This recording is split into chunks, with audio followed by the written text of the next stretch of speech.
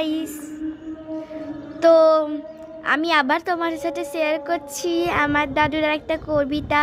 দাদু, কবিতার নাম কি? তুমি যেটা লিখেছো প্রার্থনা তো কবিতার নাম হলো প্রার্থনা, বুঝেছেন?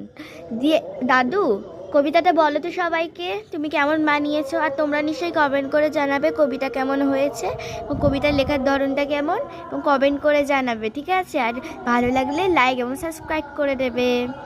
তো আমারই লেখা প্রার্থনা কবিতাটি আমি পাঠ করছি। বিশ্বমাঝারে তুমি সত্য, তুমি জাগ্রত স্থির, পারাবারে তুমি মহাকাণ্ডারী, তুমি ধৈর্যধী, সূর্যের মতো চির সত্য, বিশ্বে তুমি প্রবীণ, কীর্তি জগতে তুমি লীলাকারী, তুমি সত্য নবীন।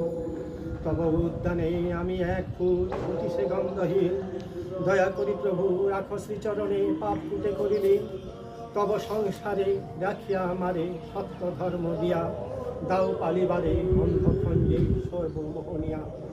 এই প্রার্থনা করি প্রভু তোমা, স্মরণ করি বারে বারে, অন্তিম কালে যেন পদরণু দিয়া হেন রাখো দাস অধমেরে। নমস্কার। তো বন্ধুরা, তোমরা দেখলে আমার দাদু কেমন করে কবিতা বললো। তো তোমাদের তো প্রথমে বললেন, তোমরা কমেন্ট করে জানাবে, ভালো লাগলে লাইক সাবস্ক্রাইব করে দেবে। টাটা।